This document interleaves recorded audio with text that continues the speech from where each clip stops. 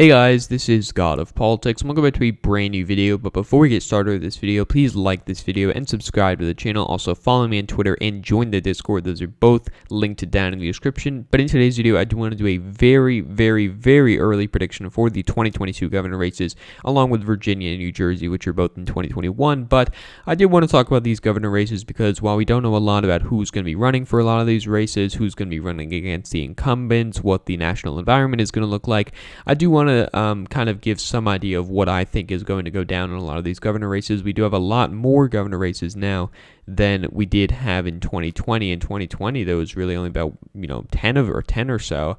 2019, we only had a couple as well: Louisiana, Mississippi, Kentucky. But 2022 is the big year for the governor elections. It was in 2018 when Democrats got a number of pickups across the Rust Belt and even in some traditionally red states like Kansas.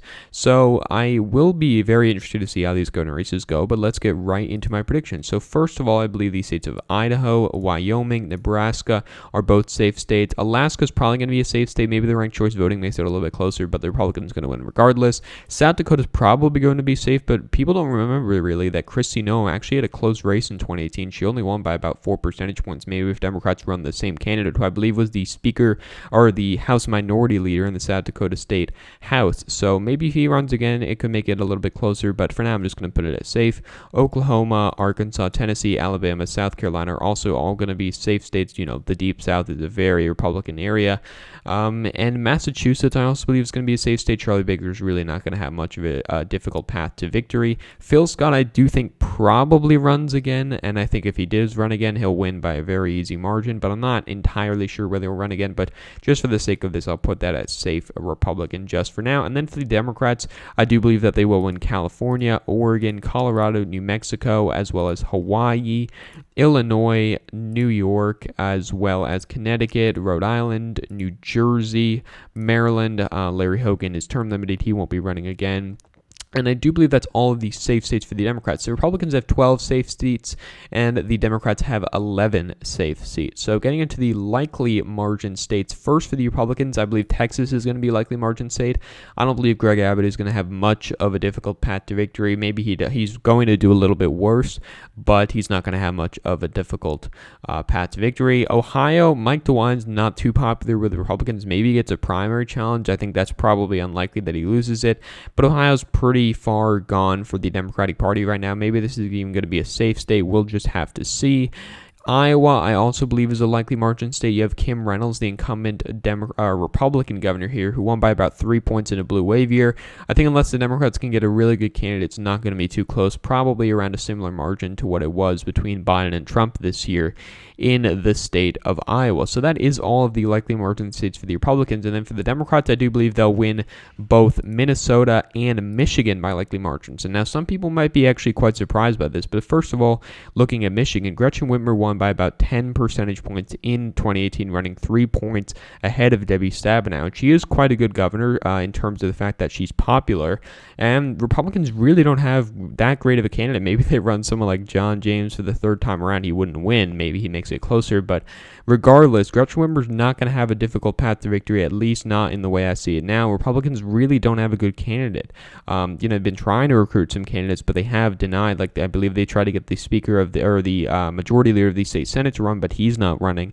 They've tried to get some other candidates to run, and Republican Party of Michigan is really not doing that well right now. So I am going to put that at likely. Minnesota, I'm also going to put it likely. Tim Walz won by a safe margin in 2018 as a non-incumbent. He was a representative from Minnesota's 1st District, which is down here in the South. So he does have more appeal to these rural areas, and I do believe that along with those suburban trends, he can get quite a good result in Minnesota, probably winning by a likely margin, similar to what Biden got with maybe a different coalition, but similar in terms of the raw margin. So I also believe Virginia is going to be a likely margin state. I could put this at safe. We don't really know who's going to win the primary. It's probably going to be Terry McAuliffe for the Democratic Party, and he's not going to have too much of a problem of winning. He was the former governor, but in Virginia, you can only serve one term at a time. You can serve non-consecutive terms, but you can only serve one at a time. And I do believe Terry McAuliffe will probably win by likely, but he, just playing this safe, he could also easily win by a safe margin. Maine, I also believe, is going to be a likely margin. Not too much of an interesting state. it, at least in terms of the governor's race. I think it'll probably be a likely margin. So that's all of the likely margin states. Democrats and Republicans both at 15 races here. Now, getting into the lean margin states first, I do believe that Florida is a lean margin state for the Republican Party. Ron DeSantis, it's hard to tell, looking from the outside in at Florida, how popular he is. He probably did get a little bit more unpopular around the summer when COVID was really bad, but I do think that he generally is more of a popular governor. Now, Florida's a very polarized state. It's going to be quite a close race. You can look at Rick Scott in 2014. He barely won despite 2014 being a R+6 electorate. That was one of the cases where Florida actually voted to the left of the country. So it's usually a very close state. I think Ron DeSantis may pull ahead a little bit due to his performance, which I expect to be better in areas like Miami-Dade County, Osceola County, those areas with higher Latino populations, which will give him a victory. But don't count the Democrats out. I think the Democrats have a much better chance of winning the governor's race than they do the Senate race with Marco Rubio, but both will most likely go to the Republican Party. And that is all of the lean margin states for the Republican Party. I do think that I'm going to put New Hampshire at lean, not if Sununu runs. If Sununu runs again, he'll win by a safe margin, but I do expect him to win or to run for the Senate race, which I did base my Senate prediction off of, meaning that it will be an open seat, which I think Democrats have a slight edge in due to New Hampshire's. It has an edge for the Democratic Party. The Democrats have an edge there, and so I do think that just based off of the fundamentals, New Hampshire at an open seat would probably be in the lean Democratic column. In Nevada, I also believe it would be a lean Democratic state. Nevada's always been a close state, at least in the last couple of elections, the exception being, the 2010 governor race, the 2014 governor race, and the 2008 presidential race. But most races have been close in the state of Nevada, and I don't think this is going to be an exception here. And so I do think that Nevada will be a lean Democratic state. So we just have a number of states here. We have 1, 2, 3, 4, 5 states here. All states, with the exception of Kansas, that were in play for this presidential election, also states that Joe Biden flipped. First off, with the state of Georgia, I'm going to put that at tilt Republican. Brian Kemp has become quite unpopular amongst Republicans. Not as unpopular as I think people say he is. I don't think he's going to lose a primary to Doug Collins or Marjorie Taylor Greene, but I do think that he is going to have somewhat of a problem in the general election, especially if he runs against someone like Stacey Abrams, who can turn out voters even in a year that is probably going to be more favorable to the Republican Party.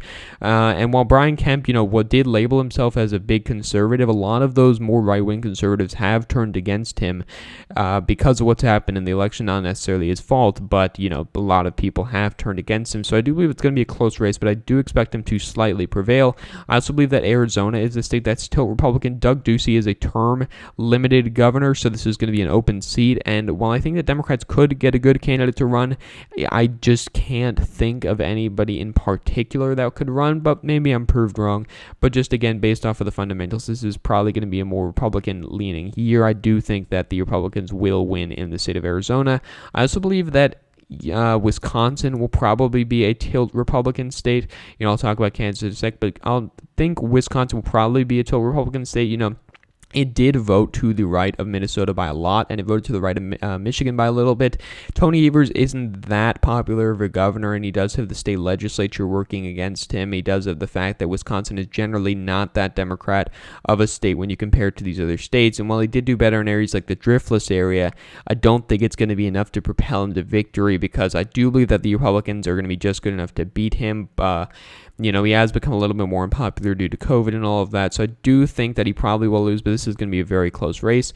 Now, this one is really difficult to predict, because I am going to put Kansas as tilt Democrat for now. Laura Kelly is generally a popular governor. She beat Chris Kobach by around 6 percentage points, Chris Kobach being a very, very bad candidate, but I did think before that this would go to the Republicans quite easily, but Laura Kelly seems to actually be quite a popular governor, and this is a state that is trending towards the Democrats overall. Trump still won it by 15 percentage points, but I do believe that the Democrats still had the ability to win, just like Republicans have the ability to win in Massachusetts and Vermont, and she does have the incumbency advantage, and I do believe that, even in these wave years, rural turnout is going to be lower, so I do believe that we'll work to advantage, and she will be able to narrowly win. Same thing with Pennsylvania. This is going to be an open seat, but generally Democrats do well in Pennsylvania governorships. You know, Tom Wolf flipped the governorship in 2014, winning by about 7 percentage points. That was a Republican wave year. Democrats turned out their voters and they won. And I do believe that the Attorney General of Pennsylvania could run for this seat. He is quite a good candidate. He ran a couple points ahead of Joe Biden in the general election this year. So I do believe that he is quite a good candidate and he could win this race. And the Pennsylvania Republican Party is just not that great in terms of the fact that they don't have that many good candidates that could run for these seats. So just for now, I'm going to put it at tilt Democrat. But again, a lot of these ratings could change. Even some of these ratings that are in the likely margins or even safe margins in the case of like states like Vermont or Massachusetts, they could easily change depending on what candidates run, what the fundamentals look like, what the national environment is going to look like. So we'll have to just see. But overall, I do believe based on my current predictions that there will be 19 Republican wins, 19 Democrat wins. Democrats will net, actually, they won't net any seats, actually, except New Hampshire. Republicans will net Wisconsin. I believe that's the only state. So, yeah, so there would be no net change. But again, a lot of these things could change. So, thank you all for watching this video. Please like this video and subscribe to the channel. Also, follow me on Twitter and join the Discord. Those are both linked down in the description. But again, guys, thank you all for watching this video, and I will see you guys later.